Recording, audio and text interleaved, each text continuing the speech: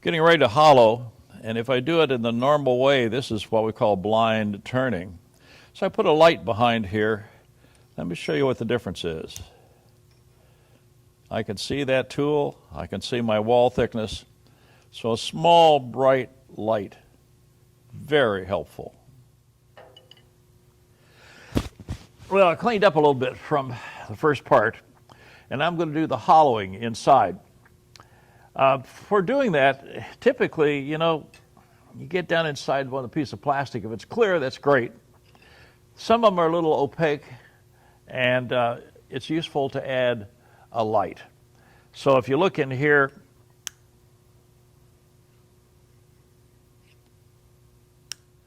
so I'm going to be using the light that I just showed you. So first thing we need to do, remember we drilled a straight hole in here that gives us a nice parallel wall inside, which is what we need. And we're going to eventually cut threads in the first portion of this, and I need to create an undercut behind that so that when my tool comes in, it has a place to get out without creating all those drunken threads I told you about. Sorby makes a commercial tool for coming in and cutting that, and most of you probably won't have one, but it works fine. The other thing, if you've made a Christmas tree ornament tool in the past, those work perfectly. So I'm going to start off by creating that undercut. Then we'll do the hollowing, and it's nothing but tedious work, which most people aren't able to see. But with my bright light, working in acrylic, I can watch my tool work. So let's go to work. I'm still at the same speed, pretty slow, and I'm going to take my hollowing tool and just come down in here and about a half an inch down.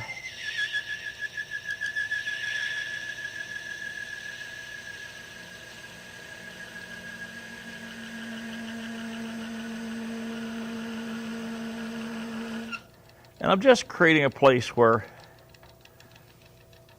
that stuff doesn't catch. Okay, so I have an undercut here. The first portion is going to be threads when I get around to it. But right now I'm just going to do a little hollowing. I don't want to cut the threads now because as I go in with my hollowing tool, I could maybe damage this edge a little bit here and damage my thread. I want to cut them last so that they will be pristine when I get to it. Tool-wise, I've been using some of Hunter tools. They're carbide tools, have a nice long stiff shaft. They work great. This tool I bought from Trent Bosch a year or so ago. It's a Nicolay Mini Hollower, and I really like that one. And that's what I'm going to start off using. So I'm going to get a feel for it. Remember, I want to have my tool rolled away from horizontal a little bit. I want this to be a negative rake, and so I want it to down angle. So I'm just going to make a few cuts down in the center just to get a feel for what this is like, but never coming beyond where I put that little mark.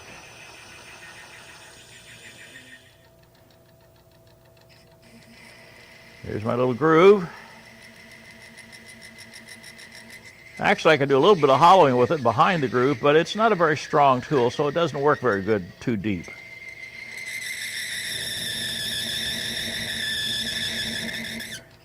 And working on wall thickness, not a problem, because I can actually see what my wall thickness is going to be like.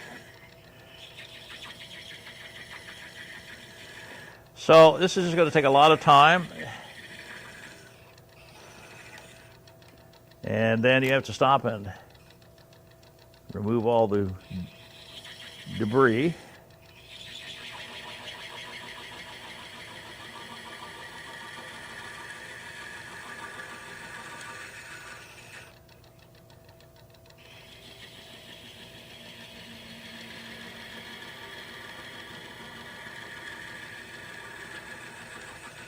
And this is going to go on for a while, and I'm going to play with different tools just to see which ones I like best.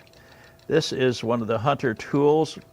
Tool rest is going to need to come down just a smidge because of the larger diameter shaft.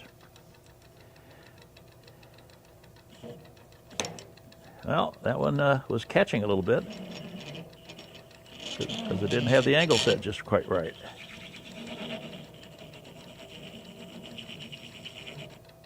So I'm going to be doing this for a while, so we'll be back when we get closer to the end of the hollowing.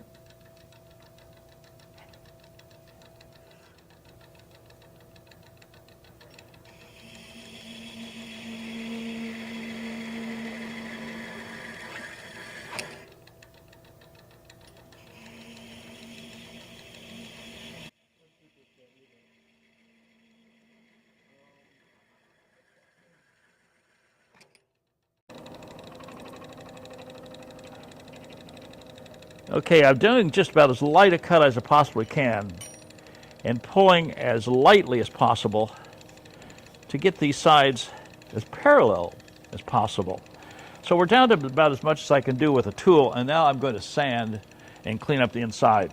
And this is where a set of hemostats, and this is the 180 Acrylic, and it will require a number of sanding strokes, constantly cleaning the paper.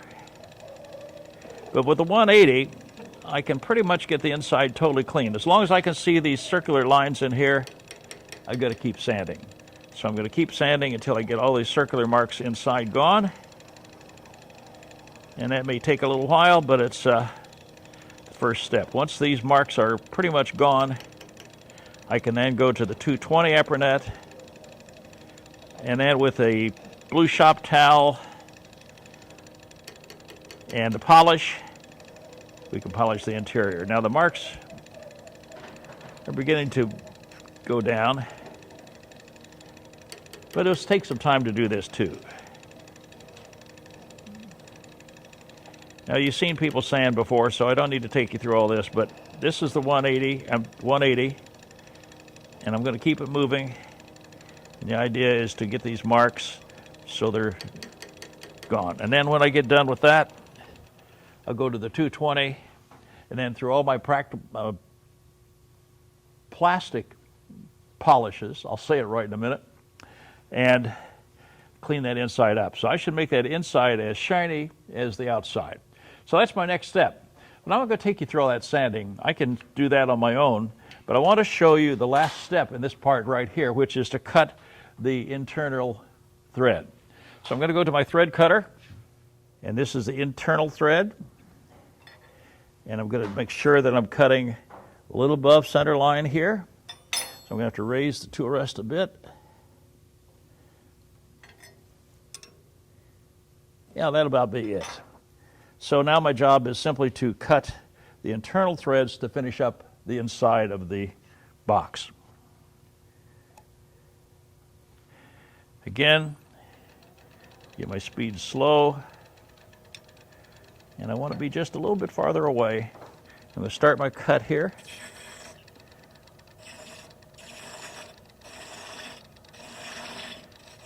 Bring my cutter around. Now the thread is going, and I'm going to let the tool be pulled into a void so I don't have any problem with it catch. There's this thread already there.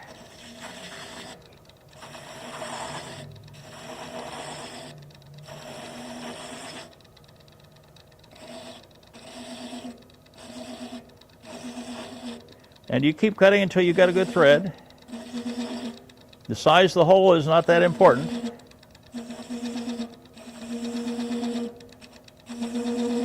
A little chatter going on, I don't like that. So I'm going to change the speed just a little bit. Just a smidge faster.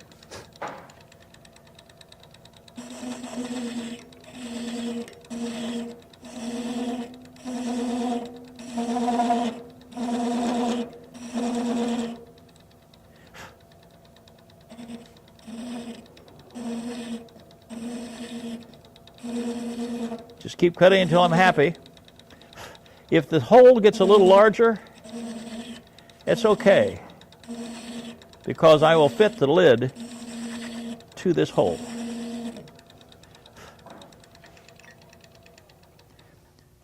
Looks good. Do a little cleanup in here again with my trusty accessory. And so now the last thing to do in this thing is to part off the product from the blank, and we will finish the base in the next portion. So let me part this off.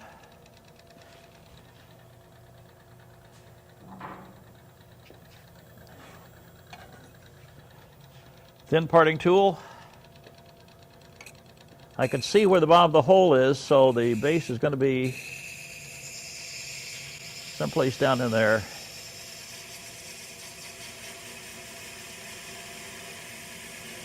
And just like with wood, overlapping parting cuts.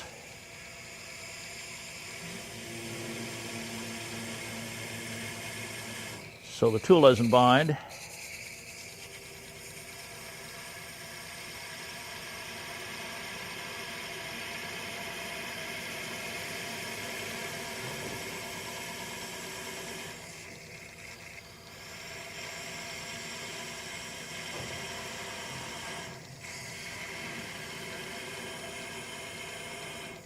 And you can see, I'm going to take that all the way down, part that off, grab it. We'll come back to it in the next piece.